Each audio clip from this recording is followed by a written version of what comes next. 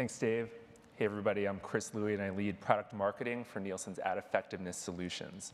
I'm excited to spend the next 30 minutes speaking with a great panel of folks who are really innovating in the space of digital video today. But what I wanted to do was start off by laying the context for our discussion with a few facts. So as you guys know, Nielsen spends all of our time studying what consumers watch. And per the recent Crossplatform report, which was released over the last week, the story is that online and mobile video is really driving users in droves and continues to do so. We reported that as of the end of Q4 2012, 162 million folks in the US were viewing video online, 41 million were viewing video on mobile. Now, the story in mobile video is one of greater penetration in conjunction with greater adoption, increased adoption of smartphones. My colleague Monica Bannon yesterday on the ARF stage told that story very well. The story in online video is actually not one of increased users, but rather one of increased time spent on online video. What we saw in this report is that the average user in the US increased their usage from 5 hours to over 7 hours per month. And the top quintile of streamers are actually streaming now for about 24 minutes a day. What is this saying to us? It's saying a couple things. One, the shift from cats playing videos to long-form viewing has happened en masse now, although we still have the occasional Harlem Shake, unfortunately. Not surprisingly, ad dollars have also followed suit. Per the IAB revenue report, we see that both in online video and in mobile overall, from the first half of 2011 to the first half of 2012, you see ad dollars doubling or almost doubling. Digital video ad buying is also evolving, and what's interesting here is that you see developments in, if you were to bucket it, in two places. One, there are developments that have a distinctly digital feel to them, and in the other bucket, you see developments that where things going on in digital video are looking like what we've known and been experienced with in TV. From an ad buying perspective, obviously a big story over the last 12 months has been around programmatic or real-time buying being applied to video and advanced targeting. And we know the advanced targeting story at Nielsen very well with the exciting success that we've seen from our online audience segments and the application that the industry has had to applying Prism segmentation, Nielsen Catalina segmentation, and TV viewing segmentation to online. On the other side, you see the developments of upfronts or new fronts. You see the emergence of audience guarantees as well. From a measurement perspective, we heard a lot just now on the panel that Jonathan Carson led around the development of viewability and verification or brand safety, again, being applied to digital overall, and talk about it being applied to video. Then on the other side, again, a story that we know at Nielsen quite well, the emergence of the GRP and the continued emergence of brand lift. Nielsen acquired Vizoo and kind of rebadged its Ad Catalyst product as online brand effect, and we've seen a lot of excitement about that. And of course, where's all this going?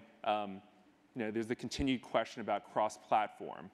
And we heard Artie present some really compelling statistics about the consumer usage with regard to cross-platform. I think there are still a lot of questions out there about ad buying and measurement when it comes to cross-platform. So that's some context. That's a fact base for the discussion. Let's now shift from facts and hear from our panelists. Just kidding about the shift from facts. All right. So we have a distinguished group up here with me. We have Jed Meyer, who's leading a lot of the research for the Analytics group, part of Omnicom. We have Daryl McNutt, who is leading research and marketing for Brightroll. And we have Alec, who is leading data and analytics for Videology. Welcome, guys. Thank you. Thank you. All right, so what I'd like to do to make sure that we don't overlap too much with the previous panel is, one, really focus in on video. And then two, let's apply some MTV real world rules to this. And if you guys don't know what that is, it's stop being polite and let's start getting real. Okay, so first question, and I'll throw it over to you, Jed. If you look over the last 12 months, a lot has changed in the online video space. What would you highlight as one of the most meaningful changes that your agency has seen and your clients have seen with regard to online video? Thanks, Chris. It's great to be here this morning. I think I'll start with just a headline, which is we're investing a lot more in online video. So over the past 5 years, our growth has been about 40-fold in terms of what we're spending on online video. So clearly, I think from our clients' perspective, there's more acceptance of online video and recognition, as you cited in some of the usage stats, that consumers are doing this and that it has evolved from cats on skateboards to much higher quality content. Jed, where are the dollars coming from? So when we think about it, we use the similar lens as you in terms of we really look at it from an upfront perspective and then a digital video marketplace perspective. And then we'd kind of break it down into two things, the measurement piece and the execution piece. And with the upfront market, it's pretty clear. There's online GRPs, your company offers them, other companies offer them, and it's kind of a clear metric for us to understand the market, which is helpful. The challenge with the online GRP is it only tells us about our campaign, and we don't necessarily see the full view of the marketplace, which is one of the limitations of that. From an execution point of view, it's very straightforward. The fluidity models are out there from several networks, and it's a pretty easy way to approach it. The digital video market is a little more complicated because from an execution model, each player, and we have two on the stage, offers a different approach. There's a lot of different ad servers and whatnot. And then from a content point of view, it's also more complicated because our client's biggest concern is, where's my ad gonna run? And so within the upfront marketplace, it's a known commodity. They have comfort, it's professionally produced content. It's harder to find that in the online video marketplace. It's evolving, and you see a lot of commitment from big players to do more professional content. Google invested a lot of money in that. Yahoo has invested a lot of money in more professional content. So I think you'll see changes in that over the next several months and years. But initially, those are our challenges. Great. Thanks, Jed. So what I heard you saying was echoing a lot of the that last slide that I presented up there, right? About digital looking like TV, and there's a lot of talk about upfronts, but there's also the piece around digital video taking a distinctly digital turn as well. Talking about programmatic buying, talking about real-time buying. Daryl, I'd like to turn it over to you and then to Alec to kind of weigh in on what are you seeing with regards to the video space? Are you seeing this kind of bifurcation between online video being bought like TV and online video being bought like in a distinctly digital way, and what's the mix? What's going on there? I think when I look at what the hot topics are, it's programmatic, it's RTB, it's viewability, and then audience guarantees like you buy on television. And to be honest, that is actually an easier way to buy than in the past where it was just CPM and you just threw it out there. It's going after an audience, but one of the things when I work with a client is the largest providers of video right now are folks like Videology, Brightroll, Adapt TV, 2Mogul. The top 10 are all aggregators. Right. And I never tell anyone, we never talk about replacing TV, we talk about respacing. And because people are multi-channel, multi-device. And so I'll say, buy all your content, buy your Hulus, and then you have the other 75% of the audience you need to reach. And then that's where you come in and you start doing the audience targeting, start using the OCR products to help verify that for clients. And now things like viewability are coming into the picture. And I think the real thing that people have to understand is things are moving ridiculously quickly in this industry. Right. And one thing, even working with Nielsen, originally you guys went out there with OCR and you're like, you should do just like TV. Well, you have a whole generation of internet folks that don't even know what that means. And we stepped back, working with you guys as well and many clients, and did an education on it of what really can be done. Because folks like Videology and ourselves and everybody in this industry is very protective of those privacy rights, which means you're going to be using these projection models. They're not auditing tools, but they are really great for helping validate your audience, giving you perspective. And then as far as the GRP goes, we just need to get to the point where we have the regression models to match up with the GRP models so that you can come and say, I want 200 GRPs and I know I'm going to get this lift in sales at the end. And that's just, television's had 60 years, internet, we're still, online video, arguably maybe 4 or 5 to get to that point. So we're going to get there soon. Yeah.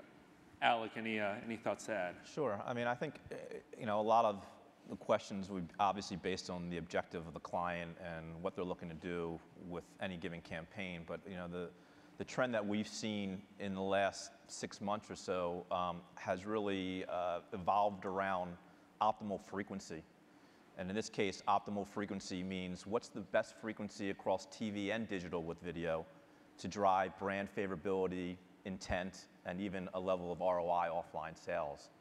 And so, with the recent opportunity for TV data to be brought into an online environment, to be able to target households based on their viewership habits, potentially how many ads they saw in the TV world, or the type of shows they watch, or their heavy viewers, as well as the convergence of what's going on in the digital side of the business. We're seeing TV buyers and digital buyers alike start to try to understand what that optimal frequency is for their campaign to get the greatest reach, and to make sure they're not overexposing users, to understanding that if you buy in silos, you might be measuring a user across all these different components, and then you're counting them as one individual user when they're really, when you're counting them as many users when they're really one user.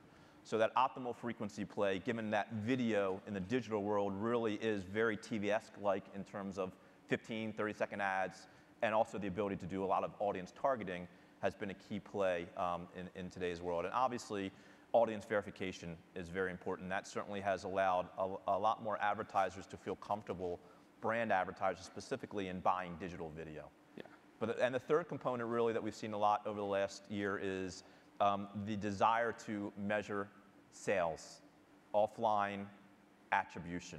What's going on when a user is exposed to an online ad, and what happens in the offline world. And things are in place today to provide those type of measurement solutions. Yeah, let's stick with you for a sec. So let's talk about cross-platform, because you started going into it, right? And I know Videology is obviously doing a lot with leveraging Nielsen data to apply TV audience segments to online. But if you look out here and you talk to any of the folks who are big brand marketers today, sure. Obviously, they're spending money on TV already, right? Video on TV. They're thinking about online video. When they're coming to you, how are they actually thinking about this? Are you seeing most of those folks looking at online video and cross-platform advertising as an extension of the reach that they can get that they're already getting from TV? Are they looking to duplicate or have larger frequency and get that duplication? Because there's a belief that it's driving effectiveness. I go back to the fact that it's based on the objective of the advertiser and that individual campaign. Yeah. Right. So it's never the same, although there's lots of things you can use across different campaigns and objectives. But what their goal is, and what we're finding is that there is an absolute optimal frequency, and the ability to. A good example is we worked with an auto manufacturer, and they wanted to understand the optimal frequency for brand favorability and intent. And intent in this case was configuring a car at the manufacturer's site, potentially a dealer quote, and a couple other KPIs. Well, obviously, that's an online action. That's an online KPI, so online advertising will drive the greatest overall results, just naturally. But the reach component is found in TV. So we're not saying move away from TV. We're saying what is the opportunity across device, in this case TV and digital, and how do you measure it to understand potentially, are you spending too much on television? Are you overexposing a crowd? What happens when you go beyond a certain amount of frequency on TV and combine that with a certain amount of frequency online? And so the model that we work with Nielsen and the TV data was to create 5 segments that we were targeting online. These segments were actually frequency of how many times that household saw the advertiser's ad in the TV world. Right. 5 buckets. They never saw the ad. They saw it 1 to 3 times, 4 to 6, 7 to 9, 10 plus. And then we applied that, brought it online, and targeted those users, those buckets, with digital ads. And that's across both mobile as well as PC. And in doing so, we found that an optimal frequency was a user who saw the ad 7 to 9 times on TV and 7 to 9 times on digital. That created greatest lift. But there were other things we found out too, that a user who was engaged, the first ad was seen online, had a higher engagement rate than someone who saw the ad on TV first. So all these opportunities and the ability to measure what the best solution is. Should you start your campaign online first? If you're looking to get online actions and online KPIs and then move to TV for reach, these are the things that we're learning, and that's being fleshed out today in the marketplace. Jed, I have a question for you. So again, there's a lot of talk about cross-platform. You start talking about digital video, you naturally segue into that. What Alec was talking about was pretty strategic use of TV, video on TV and video online together. Are your clients there right now? Are you truly seeing a lot of real cross-platform ad strategies, or is it more of a matter of, hey, let's figure out how the money divides and let's put them in buckets and then let's go at it? Well, I think there's 2 answers to that question. The first is our clients want to go there, and I think there's a growing acceptance that video is video, and that how are we going to move share around between the different buckets and whatnot. So I think clients want to go there, and we want to go there. The tools, and I applaud Artie and what they've been doing at ESPN, because the tools for cross-platform just aren't there yet, and so I think a lot of the things that you were talking about were really useful and helpful in terms of understanding the digital models and whatnot. But in a TV world, 99% of buys are placed with an age sex demo, and people want that comparability as they're looking across the different screens. I think there is a recognition that we need to value the context of that content, and how is it valuable on the big plasma screen you have in your home versus the tablet versus the mobile device, et cetera. And I think we have to factor that into the way we think about it. But there's no question people are thinking about, our clients are moving in that direction. The other thing, just when you talked about silos, and I know you've mentioned the ideas of silos, what we're looking at as an agency is really a content expert kind of thing, and moving from, is this a digital video buyer or an online or a TV buyer, but really around the content. And so I think you've heard threads of that in the morning presentations as well, that people are moving in that direction, that it's all content. Yeah, Daryl, do you buy that underlying premise that video is video irrespective of the screen? Video advertising is video advertising irrespective of the screen. Nielsen's obviously tried to do some of the things that you're talking about, Jed, with regard to taking online campaign ratings and then putting out a cross-platform campaign ratings product to provide consistent metrics and provide that only both view. Other folks in the industry, as you just commented and as already highlighted, are trying to do the same kind of thing. But what's your take on that underlying premise, Daryl? Do you buy that? Well, if we're going to be real, I would say, first of all, it can be done, but it has to be done in small scientific steps. And like when I go to Canada, the TV people are right there in the room. Here in the US, I'd say in the past year, and I've had a good 100 meetings, only once was there a television person in the room. And I come from offline as well, so I can talk both sides of it. Yeah. But what happens is if you're running a study on television, they never talk to the people, and maybe not never, but rarely do they talk to the people that are doing the digital. And then when you get to content, even when you come online, there is people that watch a show. But most of, Videology, Brightroll, and the aggregators are those 2 and 3 minute segments people are watching where they're paying, they're willing to pay the price of a 15, 30-second spot. And now you have all these different methodologies. You see ESPN in their presentation, they're cobbling together a bunch of different methodologies, and there's nothing wrong with that. But you need to pay very close attention to every detail, because you're pioneering at that point. And what we find, and again, just be straightforward real, is people don't have the patience to do the scientific method. And I heard things in the previous panel of accuracy, data scientist, premature, and standards. And you have to have the standards established, which we don't when it comes to viewability, and even when it comes to audience measurement. Yourselves and ComScore use 2 different census groups to decide what a GRP is. Well, that does cause confusion because obviously people are using different products. Then you need to apply your scientific method, and then you need to have someone needs to tell what the accuracy. Recently, one of your competitors said to me, well, we've improved our model. And I said, I didn't know what it was before, so I can't tell you if it's improved. And that makes it premature for us, for many of the agencies and clients to want to bring more of those dollars over, is because none of that stuff has been done. And we have to be willing to take the patience, have the honest conversations. And we recently worked with you guys with a home improvement company, and everybody came to the table and was honest about what, when it came to the accuracy, to what the client's needs were. And on our side, we were very honest about what's out there, what's available, how to do video. And that turned into a really large-scale project that worked well for everybody, and everybody's happy. But that's a rare occasion that happens, and that's really the biggest struggle. I think, I'm sure you spend as much time as I do.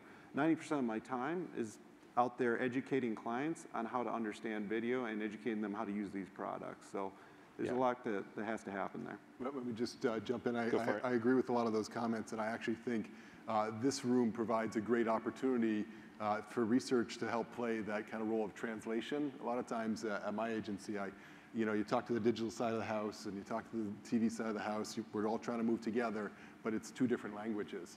And so I agree with what you're saying that you need the rigor to understand where the data come from and what are the models, and B, the language in those worlds is very different. Now, more and more people grow up in the TV in the online video world, but all the money is still in the TV world, so we got to have some mechanism to translate between the 2. So it sounds like from both of your guys' comments that there's a feeling like there's a real need to sort of crack this and to actually move, make cross-platform into a big thing, to both pull media buyers and sellers together and start having those discussions like the rare one that you were commenting on, Daryl, as well as, frankly, even within institutions or within companies, bring together the folks who focus on individual platforms right now.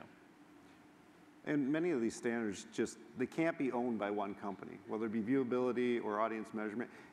There has to be a standard. It has to start with the IB and the MRC, and everybody come to the table. And then everybody can build around that the proprietary tools that make them special in their value proposition. Let's talk about video viewability for a second.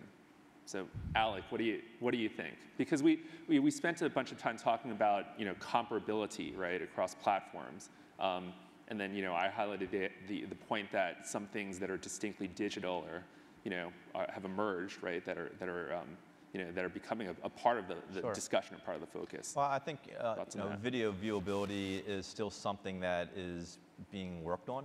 It's not there. It's not complete. And the tools out there today that say they measure video viewability, I don't think do it, especially in a marketplace approach. They can maybe do it on a one-to-one instance for a publisher, but not when you're trying to create scale. But video is, the word video in itself means viewability. I mean, if you think about it, it's sight, sound, and motion. We're asking a consumer, this is not the in-banner video that we're talking about. We're talking about a consumer who clicks onto a piece of content and receives an ad. So in itself, video should be 100% viewed, right, theoretically. And that's why we measure completion rates and click-through rates and all the things that are important for that specific channel. And you know the difference between video that's being viewed and video that's not being viewed, because if you see real low click-through rates, then it's not being viewed. The nature of video has high click-through rates just because it is a strong medium. So I think that we are not there yet as an industry for video viewability. You guys share those thoughts? I'll let you go first. No, I don't have a lot to add to that from a viewability point of view. So the problem is with viewability is everybody wants it now. And I mean, I sat with a large CPG client last week that was like, I don't care what you have to do, I want viewability. And the problem being is the technology is still evolving, and even around getting to work with VAST and VPaid, which is the standard that's out there. what's really caused a problem is people are like, we have viewability, and you find out it only works on 20% of the inventory, and you know, they can't see and actually see a video on the page. We don't even have a standard, and that's something that's been worked on right now with the IAB and the MRC, is a group of consortiums coming together to go, let's establish a standard, and then we can create open source, or people can develop their own products, and then we can go towards that. But before that standard's even available, the MRC even says itself, it's premature to even to think about holding people accountable on that. And again, for folks like Videology and ourselves, we are strongly committed to making sure you get a value and the ad is viewed, but the technology has to be correct that measures us accurately. And what happens is, you know, when we don't know the accuracy or the accuracy isn't being transparent, what it does is it brings the bad guys up and brings the good guys that are trying to do things right down. And then for the agencies and the clients, they're, you know, what are they supposed to do? They're like, I'm not going to bring my dollars over here because right now it feels like a free-for-all, and I don't blame them at that point. So again, we have to come together at the groups we've decided are going to help govern the industry and agree to that. And I know Nielsen's a big part of that as well right now. Great. We have a couple minutes left, and I do want to throw it over to the crowd, so if we can get the folks with mics circulating. While they do that, I just want to ask you guys a quick question. If you look out over the next 12 months, is the prognostication question, give us one thing that you expect to happen around the digital video space. And by the way, we haven't spoken a bunch about mobile, so feel free to pull that in, that you think is going to be big or noteworthy for this crowd by the time we come back a year from now. I mean, it's really obvious, but to me, you'll see more and more dollars move into digital video, but we need the accountability and we need the transparency around the metrics. Got it, okay. You know, just the top of I finished. Right now, the immediate is viewability, and then the audience guarantees based on, you know, the OCR type measurement, and then the cross screen will be worked into that as mobile, what you can do in the technology in mobile becomes more consistent and people learn more, but viewability is going to be next 6 months for sure. Got it. Alec? I would say it's planning tools that really allow a buyer, both TV and digital, to understand if they put a plan together, what their true audience opportunity is across TV, you know, digital and mobile. So being able to plan cross-platform, and then obviously look at the end results and report against that as well. Great. Sounds like you guys are giving me a little bit of my homework to take back to the Nielsen offices with me as well. Okay, so let's throw it over to the crowd now, and let's see if we have any questions.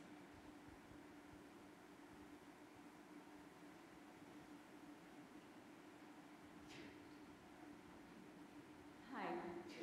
So can you comment on what you see as the future of interactivity in video advertising? So the comment of interactive video, is that? Yeah.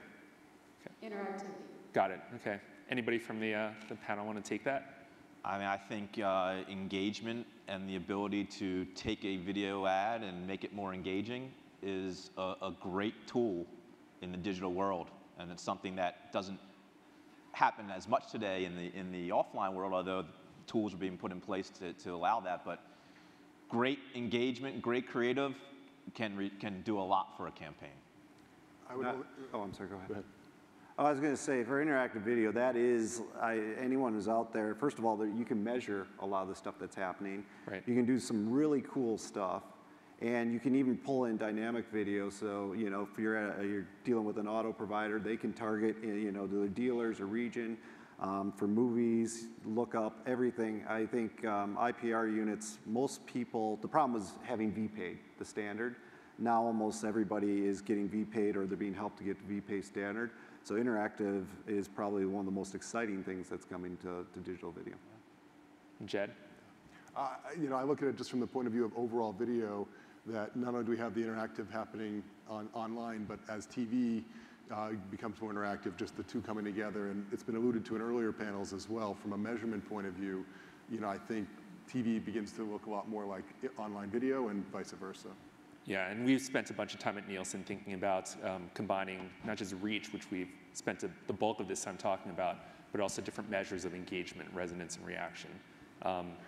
Any last question? We have time for one more. I just want to make very clear, and I'm hoping that all panelists would agree with the statement, and that is the question, do you, that GRPs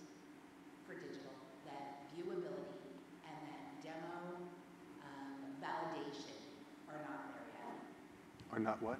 there yet. Well, I think clearly there's been a lot of chatter about that. That it's still a ways to go. And even if you look at the results from a couple of the vendors that are out there and how they line up, I think earlier panel alluded to that as well. That I think there's still more work to do. Yeah. Well, my take on that is, we're not at an end point yet with any of these measurements, right? And they all are, they're all pretty new, right? We launched OCR back around, January, December of last year, or December of the year before, for example. So we're going to keep innovating. I think just from a Nielsen perspective, you've seen a lot of different examples of the innovation that we have, whether it's OCR, cross-platform campaign ratings, or some of the things that we're doing in resonance and reaction. But if I'm to paraphrase Brad Smallwood, we want to move fast. I don't think I want to break anything, but I definitely want to move fast and try to break new ground with guys like you. And I would say that maybe they aren't there yet in terms of how well they are viewed and how well they work, but they're certainly there in terms of the demand in the marketplace, and so it's not something that we can hide from. And there's lots of difficult questions trying to be answered because of GRPs, because of audience verification, because it's changed and disrupted how digital has worked over the last 5 or 6 years with audience targeting. But it is there, and we are being asked to work with it, even if in some cases we don't fully believe that it's where it needs to be. Yeah. And the only thing that I'd add is transparency and measurement. It's hard for us to build these accurate tools if no one tells us the rules to the game. And yeah, again, Nielsen has been really good at helping us do that. And so it will get there sooner than later. Great. Thanks, guys. Appreciate it. Thank you.